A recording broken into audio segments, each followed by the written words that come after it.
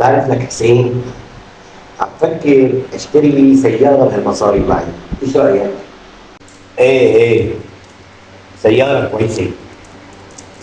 ولا لك عم فكر اعمل مشروع هيك تجاري مثلا استفيد منه، ايش رأيك؟ والله قال لك كمان مشروع كويس.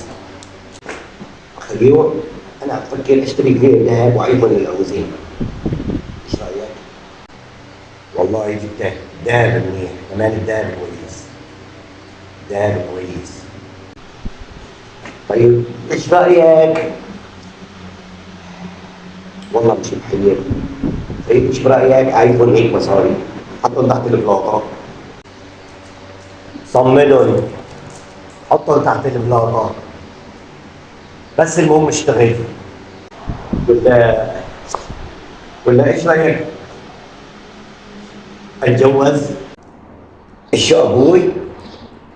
بدك تتجوز؟ ليش ضل فيك حيلك ابني؟